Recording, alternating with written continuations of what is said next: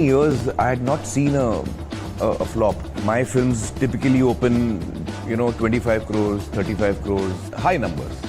I don't expect my film to open at 5 crores.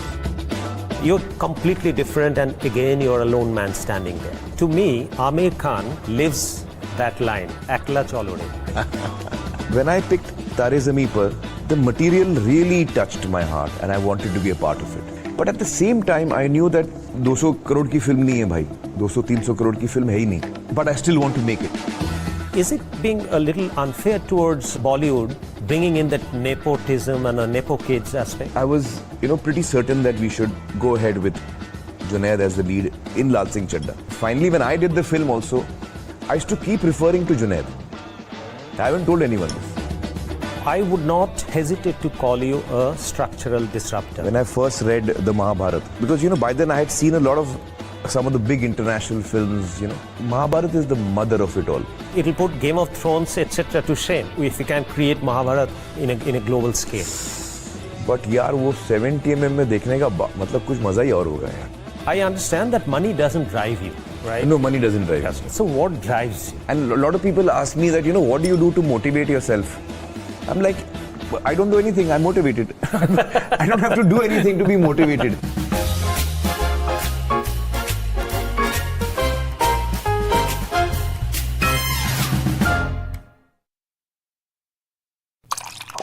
When drinking water turns deadly, it demands answers. What is really going on there? News9 brings you Imagine water that you drink. contaminated drinking water in Indore, revealing a disturbing link to at least 15 reported deaths. Typhoid outbreak in tribal areas. 104 patients. After 15 people were killed. Foul, frothy water from taps. You would assume it's safe. It turned deadly. How is that happening? Different cities. One national crisis. Bharat. Quest for clean water. News9. In your interest.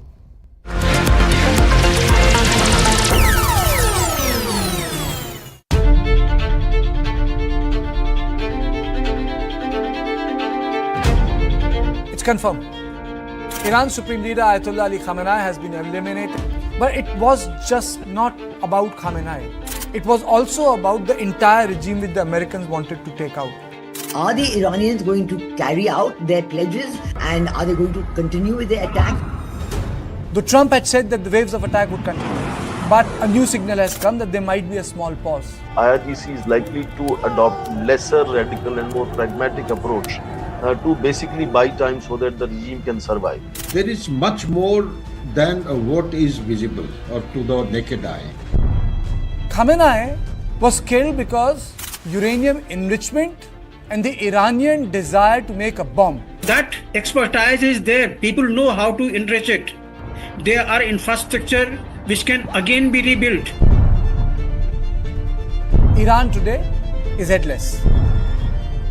There is transition, but conclusion is far away.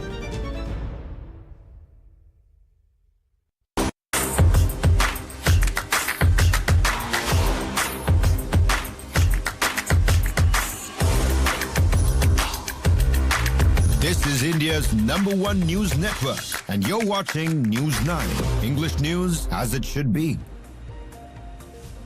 Very good morning. You're watching News9. I'm Karthik Malhotra. We continue to track the war in West Asia and the biggest impact coming on oil and energy supply. So that's the big story we're tracking for you this morning. West Asia burns. Oil touches the $100 mark again. This comes in wake of Iran's warning that oil could touch $200 a barrel, and amid the IEA's release of another $400 million. That's the big story we're tracking for you on the show this morning. Also on the show, the LPG crisis continues in India. Is there real stress, or are there black marketing and hoarding concerns? LPG crisis despite the government's assurance that supply will not be hit. And of course, markets continue to bleed. Investors lose more than 30 lakh crore rupees in just 2 weeks ever since the war in West Asia began. We'll bring you an update with Avinash Gorakshakar on the show. You're watching Morning Brief at 9.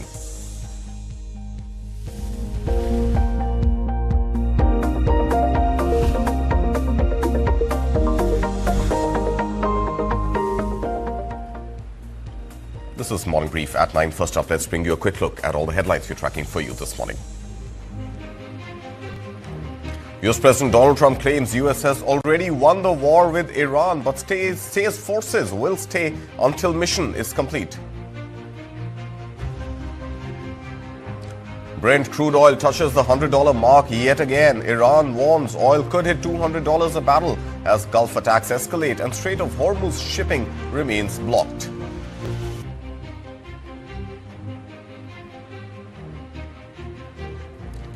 Oil prices are up over 9% intraday despite International Energy Agency proposing the record 400 million barrel oil release to curb soaring crude prices amid U.S. Iran war disruption.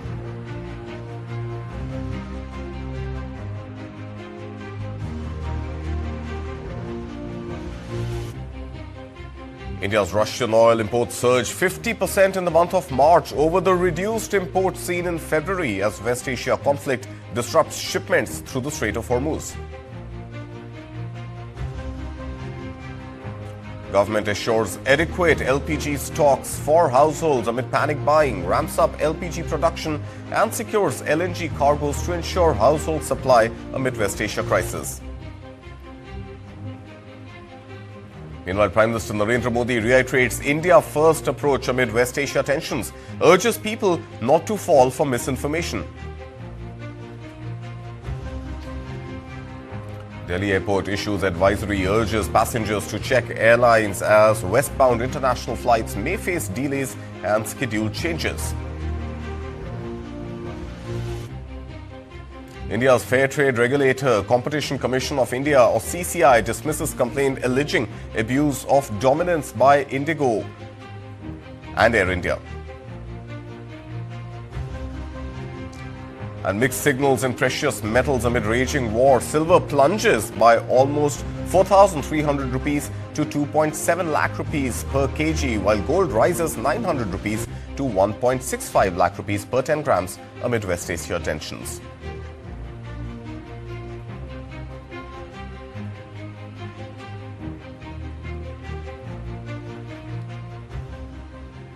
Let's begin with all the updates on the war in West Asia. U.S. President Donald Trump has claimed that the United States has effectively won the war with Iran, saying the outcome was decided within hours of the opening strikes. Now, speaking at a rally in Hebron, Kentucky, Trump said the U.S. military had already secured victory early in the conflict, but emphasized that American forces would remain engaged to complete the mission. The president said Washington would not withdraw prematurely and would stay involved until its objectives are fully achieved. His remarks come as the conflict involving the United States, Israel and Iran continue to dominate developments in West Asia. Remember, the war began nearly 2 weeks ago with large-scale strikes targeting Iran's military infrastructure and nuclear program. While Trump has projected confidence about the outcome, tensions remain high across the region as military operations and diplomatic reactions continue to unfold.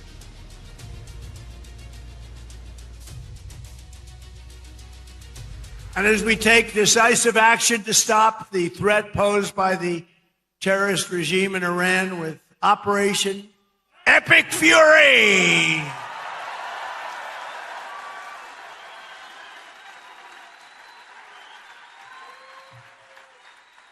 is that a great name?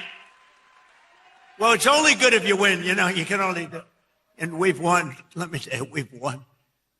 You know, you never like to say too early you won. We won. We won the bet. In the first hour, it was over. But we knocked out 58 naval ships. We knocked out their Navy, okay? Let's put it that way. But they also knocked out the mine layers. They call them mine layers. They put mines in the water. Lovely job. Isn't that nice? Blow up ships. And we knocked out 31 of them. We don't want to leave early, do we? We got to finish the job, right? And even as Trump claims victory in the war with Iran, crude oil prices have soared back towards the $100 mark this morning as news about more ships being hit in the Gulf by Iranian missiles spread.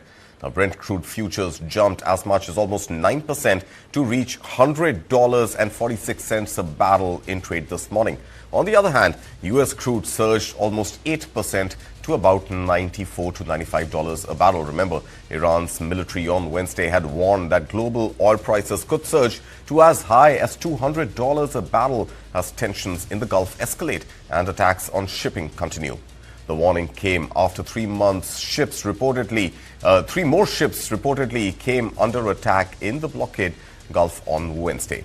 Now, Iran also launched strikes targeting Israeli locations across West Asia, signaling that it still has the capability to retaliate and disrupt energy supplies, despite what the Pentagon has described as the most intense U.S.-Israeli strikes so far in the conflict. However, the situation on the ground remains tense. Shipping through the Strait of Hormuz remains effectively blocked, marking the most severe disruption to global energy supplies since the oil shocks of the 1970s. Iran's military spokesperson warned that oil prices ultimately depend on regional security, accusing the United States of destabilizing the region. And oil prices continue to soar in this coming despite news from the International Energy Agency, or IEA, which has recommended releasing 400 million barrels of oil from emergency reserves in an attempt, of course, to curb soaring crude prices amid the ongoing conflict with Iran. Now, if implemented, it would mark the largest coordinated stock release in the agency's history. Now, the Paris-backed IEA said the decision was unanimously approved by its 32 member countries, although the exact timing of the release will be announced later. The proposal also comes as G7 leaders meet to discuss the escalating energy crisis triggered by the conflict. However, analysts say the daily pace of the release will be crucial. For instance, releasing 100 million barrels over a month would amount to roughly 3.3 million barrels per day, far below the estimated 20 million barrels per day of disruption caused by the effective blockade of the Strait of Hormuz. As a result of the discussions among IEA members, I can now announce that IEA countries have unanimously decided to launch the largest ever release of emergency oil stocks in our agency's history. IEA countries will be making 400 million barrels of oil available. I repeat, 400 million barrels of oil available to the market to offset the supply lost through the effective closure of the strait. This is a major action aiming to alleviate the immediate impacts of the disruption in markets. But, to be clear, the most important thing for a return to stable flows of oil and gas is the resumption of transit through the Strait of Hormuz. Global energy supply has been reduced by around 20%, and underlying market balances coming into this conflict were even tighter than in the case of oil. Asia is the most severely affected region for gas.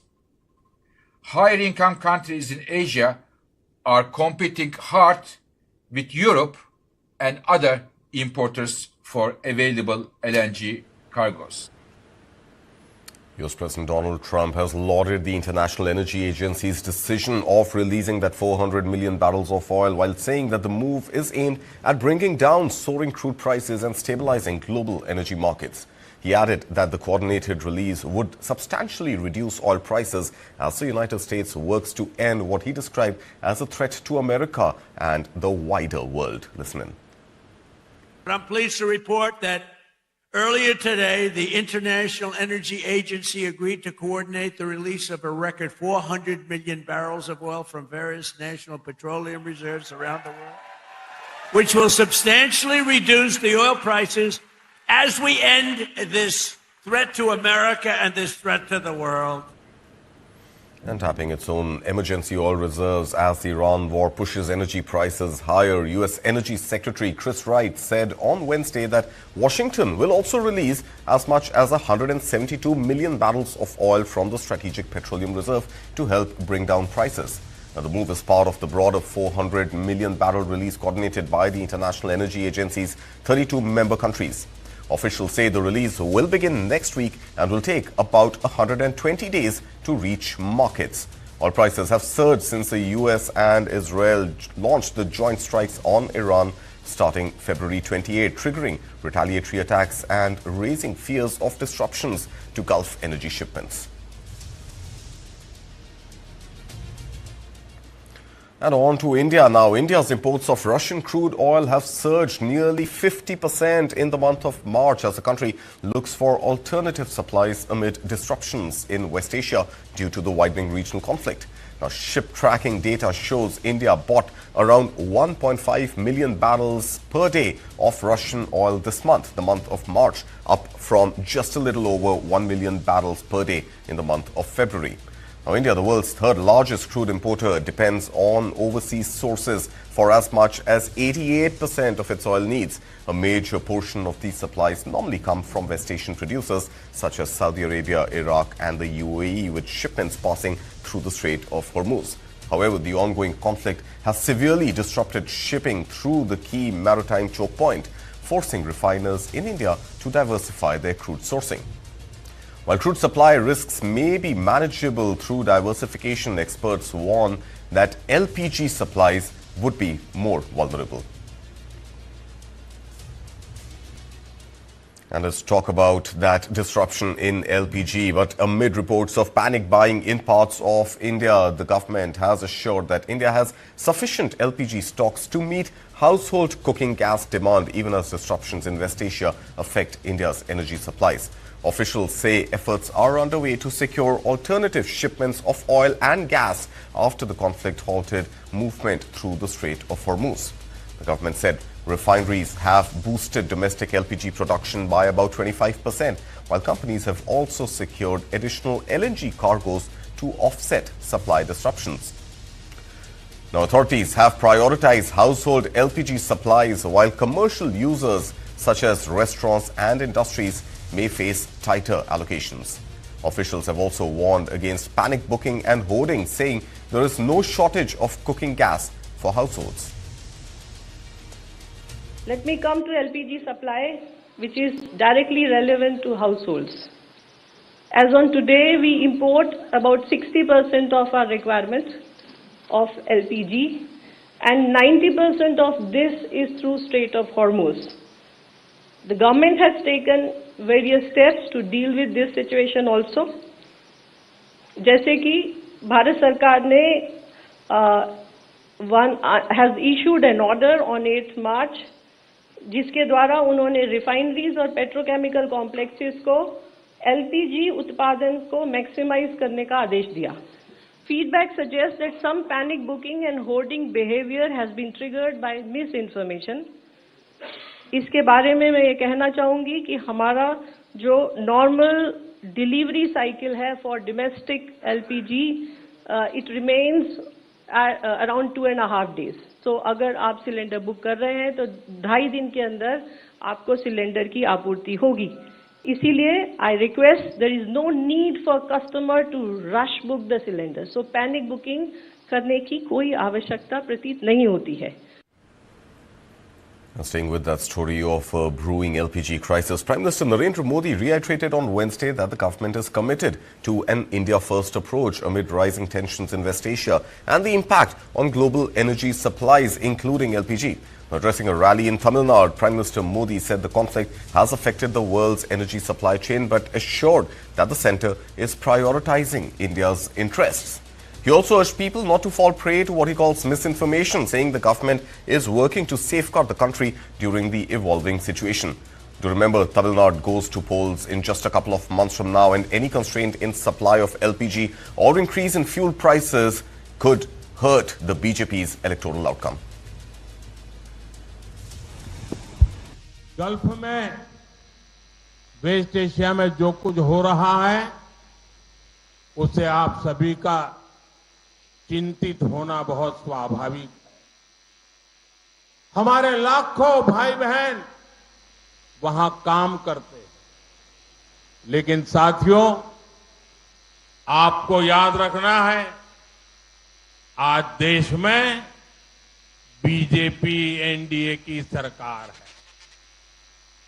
जब भी हमारा कोई देशवासी संकट में पड़ा, हमने उसे सुरक्षित बचाने के लिए पूरी ताकत लगा दी। इराक में फंसी नर्सों को बचाने की बात हो या यमन के आतंकवादियों के चंगुल से फादर टॉम को आजाद कराने का काम, आज का भारत अपने नागरिकों को संकट में अकेला नहीं छोड़ता।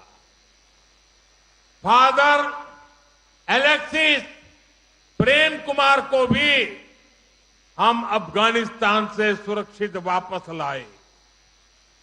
आज भी हमारा प्रयास है कि युद्ध के हालत में फंसे भारतीयों को सुरक्षा मिले, हर संभव सुविधा मिले। Moving on now, Delhi's Indira Gandhi International Airport has advised international passengers to check flight updates with their airlines, as some westbound services may face delays or schedule changes due to the ongoing situation in West Asia.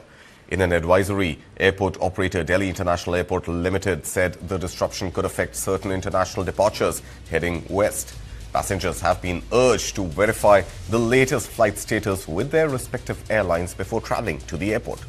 The airport operator also asked travelers to use the official Delhi Airport website for real-time flight updates and contact immigration authorities if assistance is required.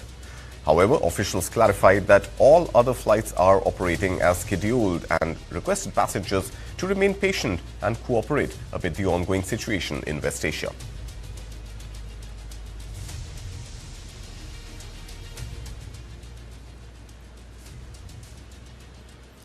And India's fair trade regulator, the Competition Commission of India, has dismissed a complaint alleging abuse of market dominance by Indigo operator Interglobe Aviation as well as by Air India. The complainant had alleged that the two airlines were charging unreasonable cancellation fees and imposing arbitrary conditions and pricing for their services. It was also claimed that Indigo held more than 65% share in the domestic aviation market, while Air India accounted for around 27%, together controlling nearly 90% of the market. However, after examining the matter, the Competition Commission watchdog said the allegations did not establish any prima facie violation of the competition law. The regulator noted that airlines provide refund options and different ticket categories, allowing passengers to choose tickets with higher refundability if they prefer. It also said the refund and cancellation policies are disclosed in advance and applied equally to all customers. The Competition Commission of India therefore closed the case, saying there was no evidence of anti-competitive agreements or abuse of a dominant position.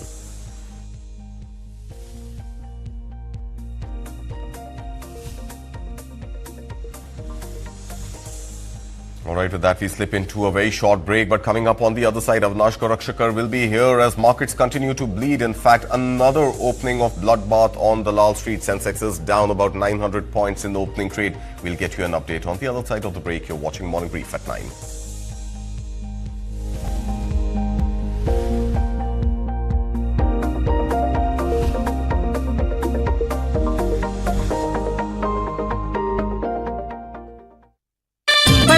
खेलता है, झूलता उछलता है, दौड़ता कभी कभी दौड़ कराता है, आगे आगे बढ़ता है इंडिया, अमूल दूध पीता है इंडिया। मंच है तैयार, क्योंकि वो घड़ी आ गई है जिसका पूरे साल रहता है इंतजार। Money9 financial freedom summit 2026। यहां होगी बात कमाई, बचत और इन्वेस्टमेंट की। और ये साल आपके बटुए के लिए कैसा रहेगा? जंग हो, टैरिफ हो या एआई का दौर, आपकी जेब पर क्या होगा असर? दिग्गज देंगे बेबाक राय, हर सवाल का मिलेगा सीधा जवाब।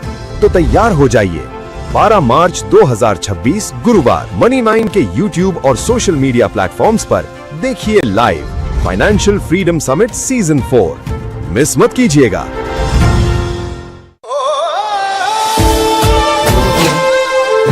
जाबाजों ने जब तिरंगा ऊंचा लहराया, मैंने उस लम्हे को और खास बनाया। जोश की बेटियों ने जब हौसला दिखाया, इस लाल रंग ने उस पल को हर चेहरे पे सजाया।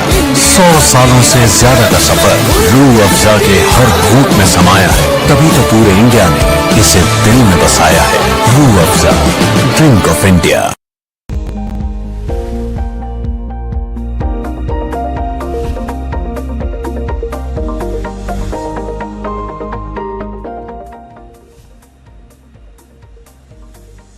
Welcome back. You're watching News 9. This is Morning Brief at 9. Time now to quickly look at the stock markets as they just opened 5 minutes ago. And once again, it's a very, very weak opening for both Sensex and Nifty after yesterday's massive correction that we saw where Sensex lost as much as 1,300 points. This morning, the index has opened another 940 odd points lower. In fact, as things stand at 9:20 a.m., Sensex is down below that crucial 76,000 mark, and Nifty50 also down almost 250 odd points, it seems, from yesterday's already low closing right now at about 23,500 odd points. So that's the mood on the broad indices. Let's look at, in fact, the Nifty mid cap and small cap, and a similar sort of story of pain emitting even from the small cap and the mid cap space this morning. Volatility represented by the fear gauge India VIX is also up back above those levels of 20. Remember, they had reached, the India VIX had reached as much as 24 earlier this week. It's now at about 21.85. Let's also look at the Nifty50 heat map, and pretty much every sector seems to be bleeding red this morning, except for, strangely, and well, not that strangely, one would say, the energy pack, with Reliance being the only exception, along with Coal India, which is flat. Reliance, the only stock pretty much in the green this morning amid a sea of red. As you can see, the financial sector stocks, the auto stocks, the consumer non-durables, it's pretty much a complete bloodbath yet again on the Lal Street. Let's put this into perspective with Avinash Gorakshakar, Head of Research at Profit Mart Securities, who joins us this morning. Good morning, Mr. Gorakshakar.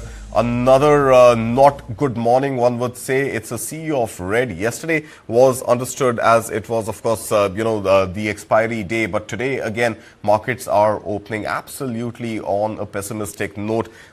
Brent oil has touched the $100 mark in early trade this morning. So, making of the story right now?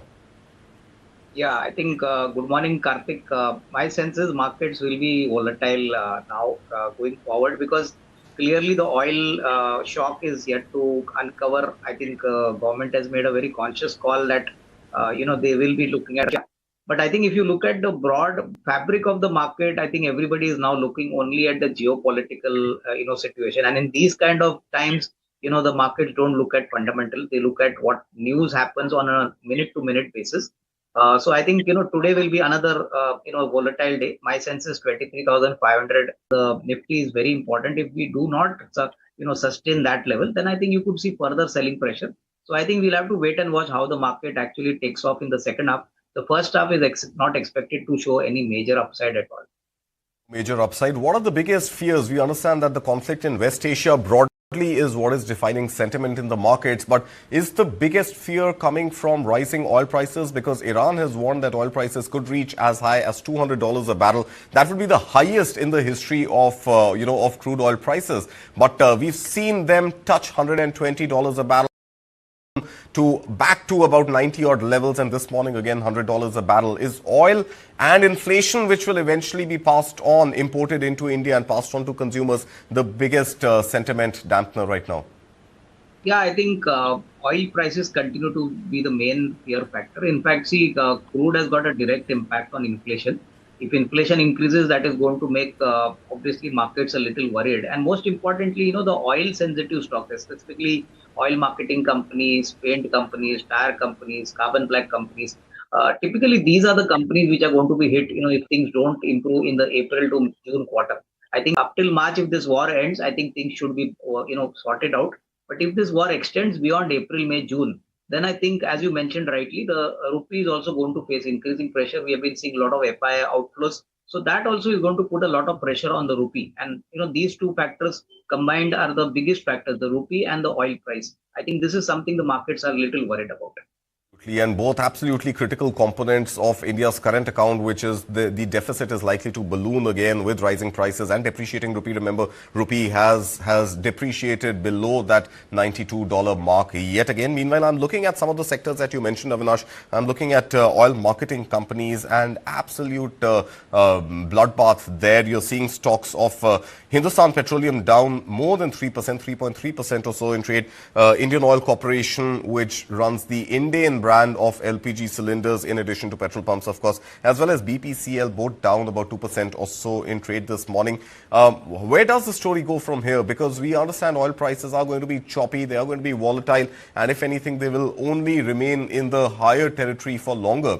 But the government has said that the retail price of petrol and diesel is not going to be increased, squeezing margins of oil marketing companies. How do investors read, their participation in these stocks? No, I think you are absolutely right, Karthik, that prices will not be increased, but somebody will have to bear the burden of increased cost, and that is where oil marketing companies may take a hit on their margins. The April to June quarter is going to be very crucial because up till March there's a little bit of inventory with all these companies, so I don't think you're going to see the impact in the Jan to March quarter. But I think LNG and LPG, also which are imported. I think LNG, Qatar has already said that supplies are not going to be now as per assurance earlier. LPG, almost 60% of LPG is imported by India. So, these are two also factors which are going to drive the profitability on the lower side for oil marketing companies. So I think till that time, it's going to be negative. I think markets are going to wait for some clarity to emerge. If we don't get clarity in the next, say, 3 to 4 months, we are keeping our fingers crossed that March end, this war should end. But if it doesn't, then I think you're going to see lower margins in the April to June quarter for all these companies. All right, lower margins in the April to June quarter coming already on the back of lower returns for investors. I want to pull up that data because ever since the war started, 27th, 28th of February, midnight for India, Nifty50 has given a negative return of 5.2%. Compare this to the sectoral negative returns. The Nifty Oil and Gas is down about 6.4%. Nifty Auto is down almost 8%. Nifty Bank is down almost 8%. And surprisingly, Nifty IT is relatively a little better off, down still, but down just 3.1%. Investor wealth erosion, some estimates suggesting as much as, about 35 lakh crore rupees of investor wealth has been wiped out. Avinash, what should retail investors do at this moment? Because many of them would not have that liberty to sort of sit on cash at the moment because they would have parked their investments in equities. How do they cash out if they want to sit on cash? And if not, what should they do right now? Because they may not have the liquidity to buy good companies at a cheaper valuation. No, I think, Karthik, the focus for the investors as of now that they should focus on domestic themes, domestic sector, because that is one area where I think, you get a little bit of comfort, where the crude, headwind is not going to impact them. So typically, sectors like auto, sectors like hospitality, sectors like hospitals, sectors like capital goods, I think definitely these are more productive sectors. In fact, cement could also be added. And I think despite the fall in the banking stocks, our sense is that credit growth is close to double digits. The government is also going to, sustain the capex, which was mentioned in the budget. Private capex is increasing. So I think banks also could be added because good quality PSU banks have been beaten down, something like a Bank of Baroda, a Canara Bank, a Bank of Maharashtra. So, these are opportunities where some amount of money should be deployed. And even when you deploy capital, my suggestion is that don't put all your money in one shot. Adopt a small SIP approach and gradually release capital because, we really don't know how far the market will go down. And you require a little bit of cash and ammunition when the market goes down. So this strategy will definitely help you. I think when the market settle down and things get clear, I think the bounce back also will be very fast in these sectors. Well, hopefully that bounce back should come strong and hard and quickly at that. But meanwhile, talk to us about the larger implication because, there's going to be a limit until when the government also holds off on passing on that, that inflationary oil prices back to customers and potentially election season not doing government decision making any good at the moment. But looking at oil prices, looking at the trajectory of oil prices and, you have it plotted there on the screen, going all the way up from about $72 a barrel a day before the start of the war to about $100 plus today, right now as we speak. In fact, it's at 100. 5.45. But overall, there's going to be a point after which the government will have to pass on this cost to consumers. And passing that on means there's going to be inflation and there's going to be a slowdown in economic growth. Overall, what does this mean for India? What does this mean for India in the coming financial year? And of course, our growth aspirations? No, exactly. I think, see, as of now, I think things are under control. But I think once crude touches $120 and plus above, I think at that point of time, it's going to pinch, the government also very badly. And at that point of time, maybe the government will have to forcibly, take a decision that oil marketing companies will have to raise prices.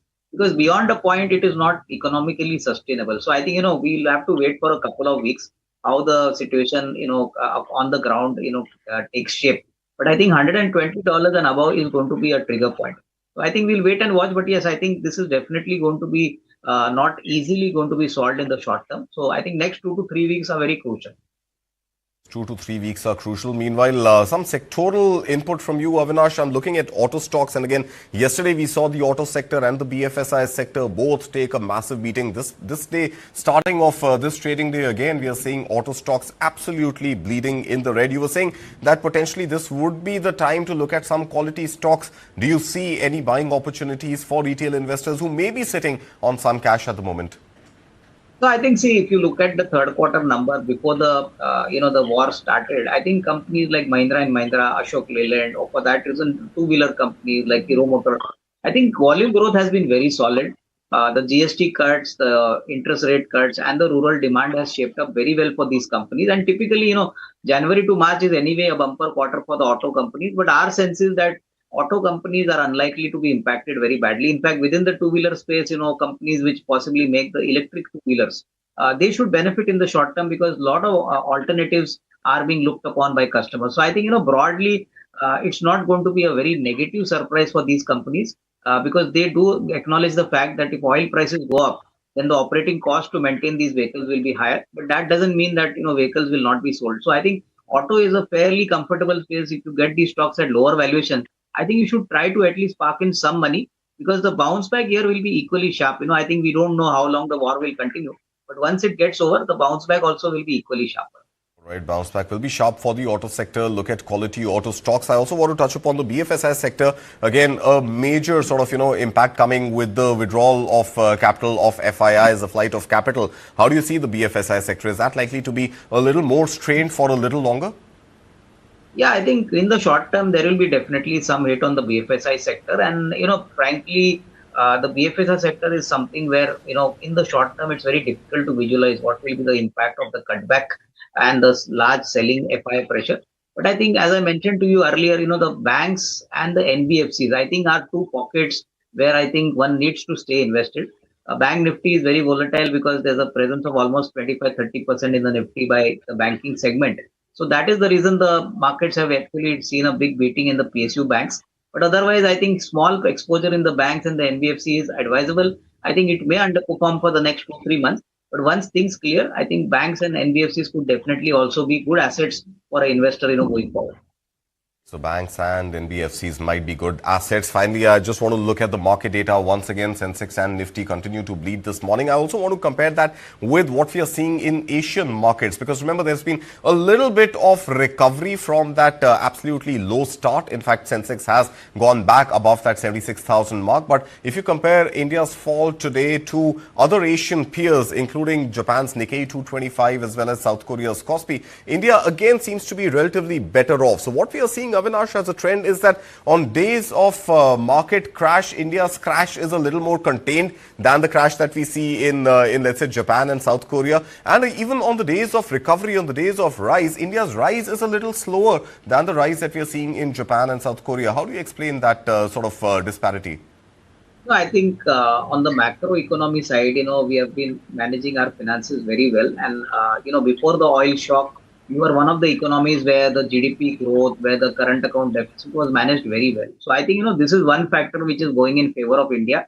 Within the Asia Pac, I think, if you look at the smaller countries like Bangladesh or Sri Lanka, in fact, we are far better than them. In fact, countries like Bangladesh and Sri Lanka, including Pakistan, they are definitely economically very weak. And any increase in the crude oil price is actually going to upset their financial metrics very badly on the macro side. So I think to a large extent, in relative terms, we are far better off. But I think we'll also have to keep a continuous watch on the oil price, because this is one component where India still imports a large percentage of the crude oil in the country. So net, yes, we are far better off. And that's the reason you're seeing relatively lesser kind of a weaker kind of performance vis-a-vis the entire, Asian pack as of now.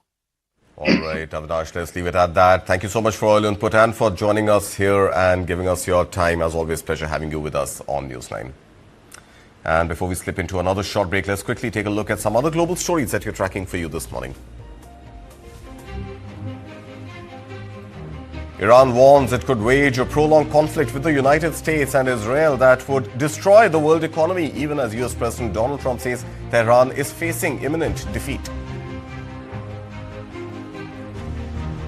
U.S. lawmakers reportedly told in a Pentagon briefing that opening week of Iran war cost Washington more than $11.3 billion, highlighting the rapid pace at which the conflict is consuming weapons and resources. The U.S. Department of Energy says it will release 172 million barrels from the Strategic Petroleum Reserve beginning next week in a bid to stabilize markets shaken by the Iran war. Crude prices surge in Asian trading, with Brent touching $100 a barrel even after government announces major emergency stockpile releases to cool the Iran war-driven rally. U.S. President Donald Trump warns the United States may cut off trade with Spain, accusing Madrid of failing to cooperate with Washington on the Iran war. As Iranian drone strikes a building near Dubai Creek Harbour, expanding the conflict's reach into the Gulf's commercial hub. Air New Zealand says it will cancel 1,100 flights over the next 2 months, citing disruptions and fuel cost pressures due to the West Asia war. Average electric vehicle prices in Europe dropped for the first time in 4 years, helping boost sales even as the EU debates easing climate targets for automakers. And Uber teams up with Nissan and UK startup Wave to launch its first robotaxi trial in Tokyo later this year.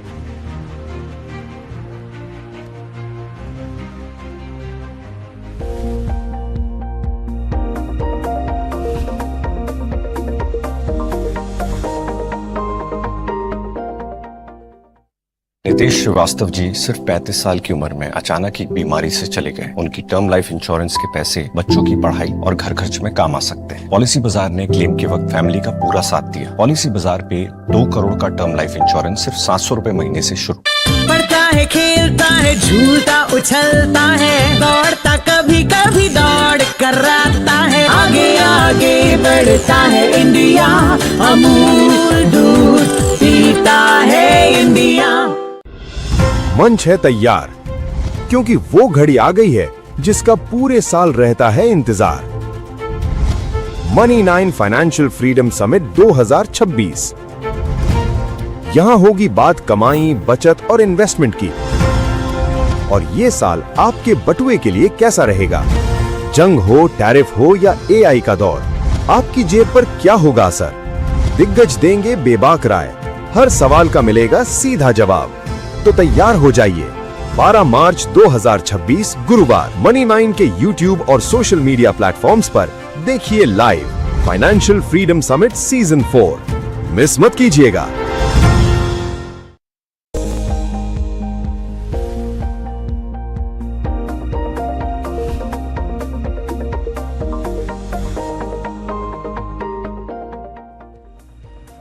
Welcome back. You're watching News9. This is Morning Brief at 9. Time now to look at some global stories that we are tracking for you this morning. U.S. President Donald Trump said on Wednesday that U.S. forces are well on the path to degrade Iran's naval capabilities.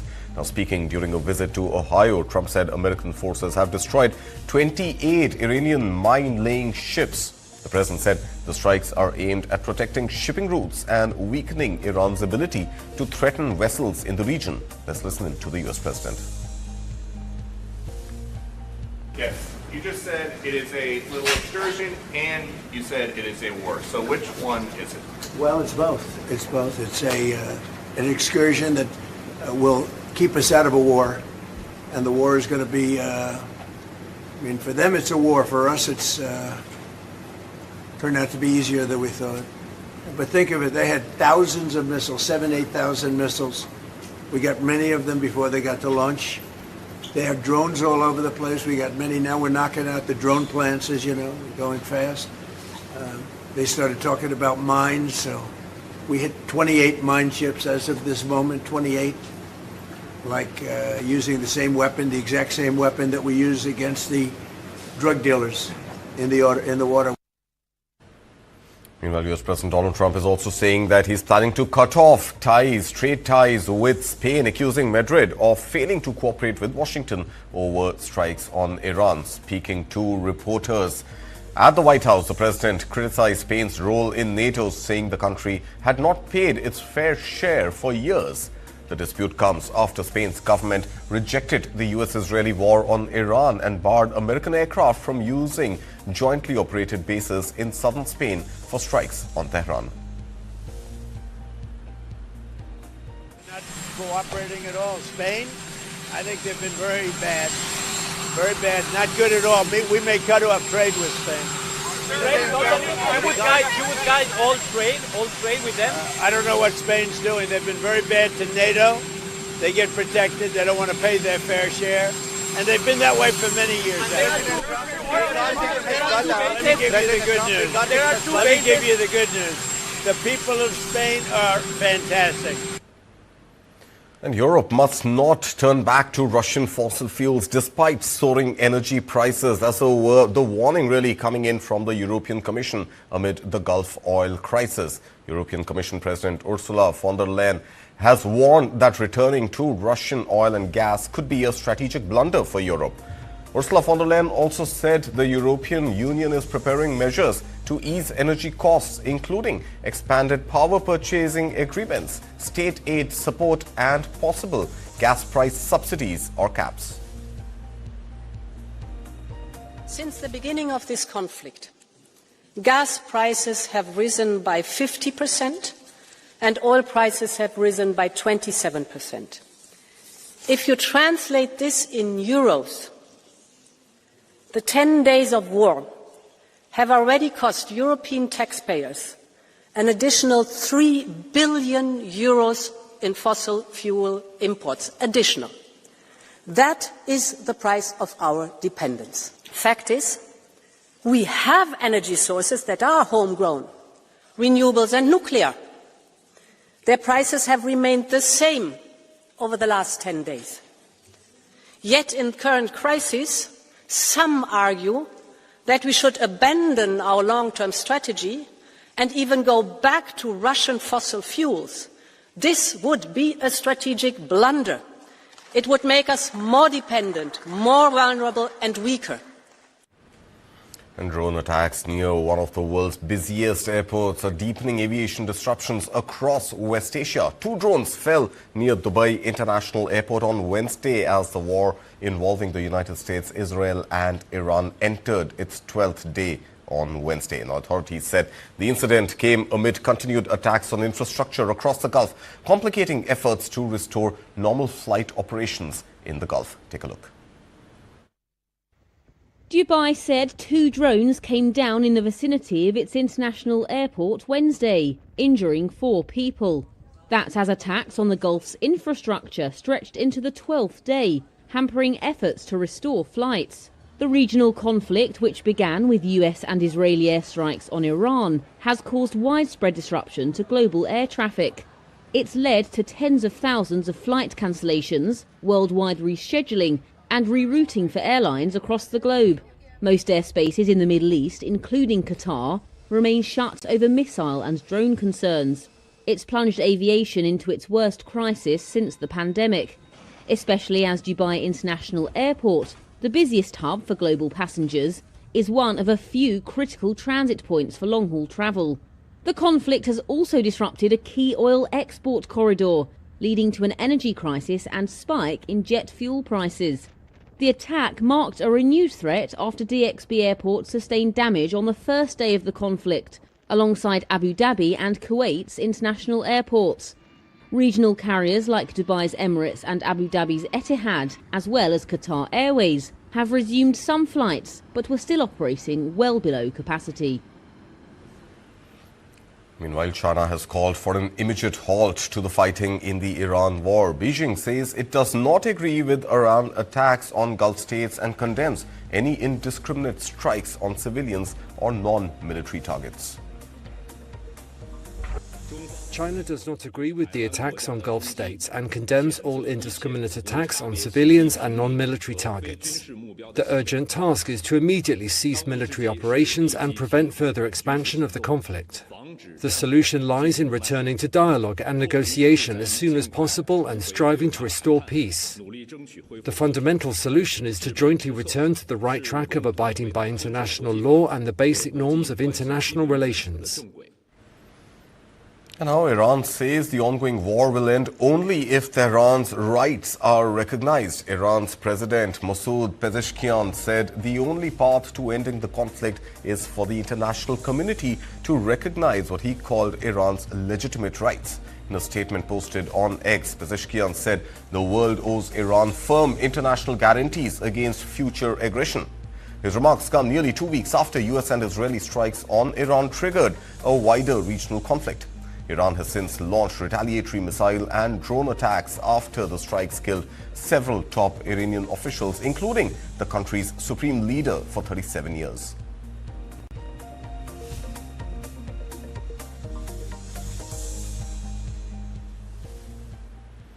And let's move on now to other stories you're tracking for you. Let's look at the U.S. economy as U.S. inflation edged higher in the month of February as Americans paid more for everyday essentials. Consumer prices rose moderately last month, driven by steady increases in rents along with higher costs for gasoline and groceries. The data suggests inflation pressures remain persistent even as policymakers watch for signs of cooling in the broader U.S. economy.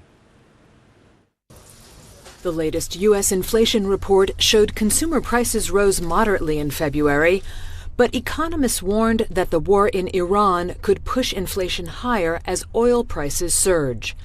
The Consumer Price Index released by the Labor Department on Wednesday rose 0.3% last month, in line with expectations.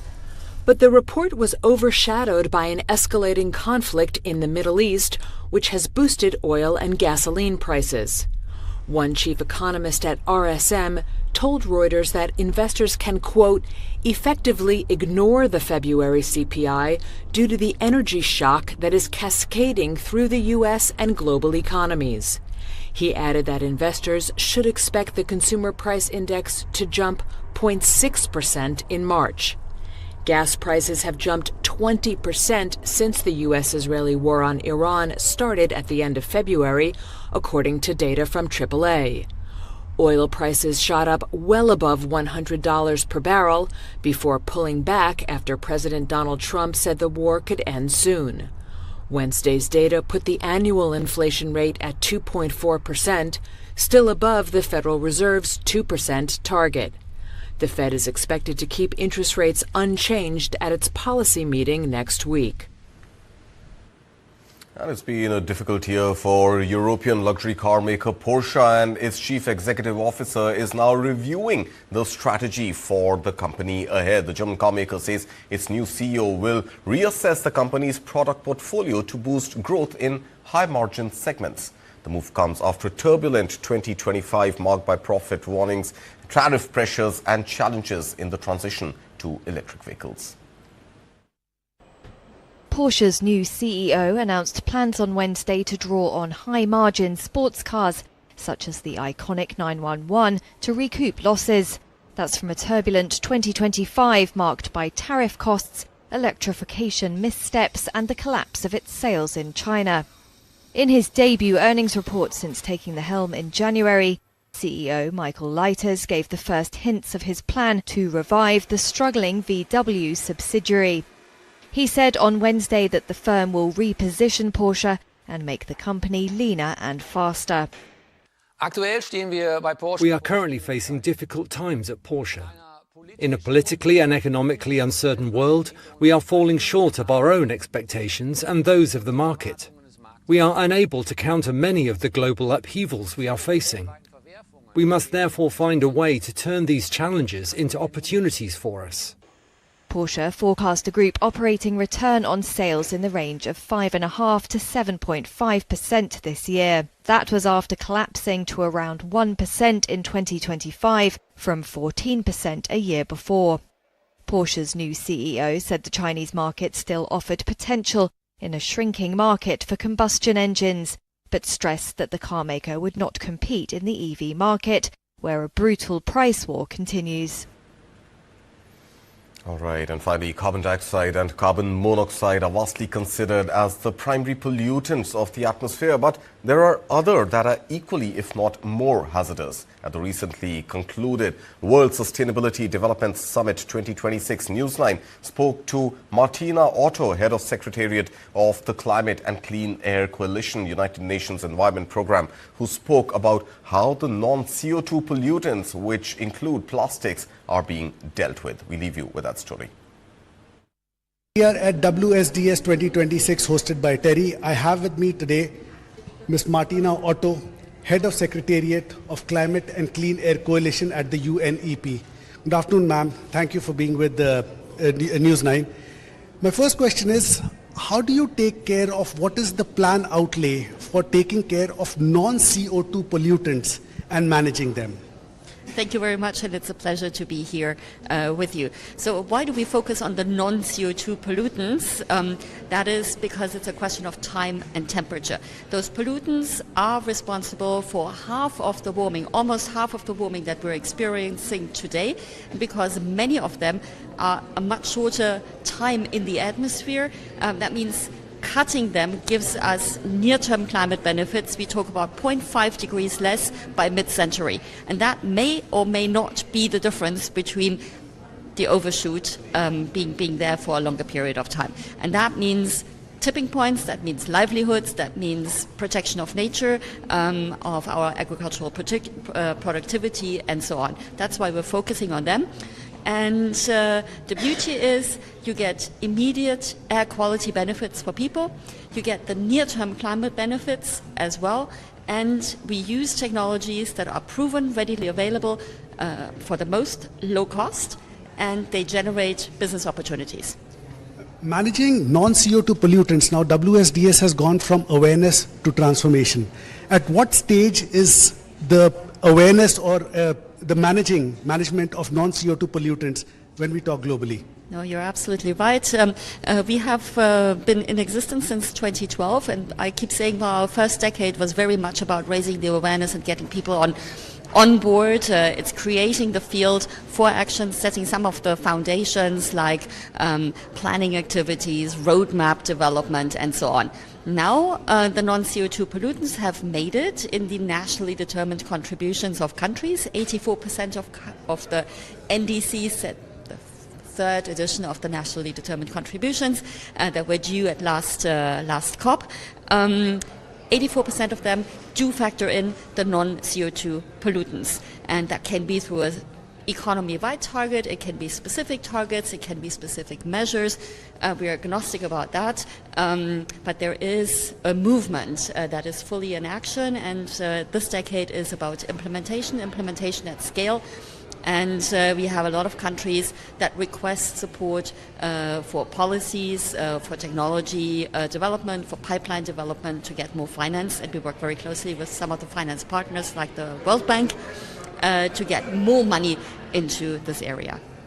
Last question, ma'am, slightly broader. Now, the Paris Agreement came into play in 2016. It was signed then. India, being in the global south, has met its target. Quite a few countries in the global north have not. So the divide between global north and global south, meeting the Paris Agreement targets, what is your view on that? I would like to bring us back to where we unite, not where we're divided, where we help each other, where we have shared approaches, where we learn from each other, where we provide resources for each other, and where we look also at the Global South for all the good things that are happening, the technologies that are homegrown, that are developed, the innovation capacity that is there, different approaches that can be spread across. And I think there's a lot that we can do in this bridging the divide.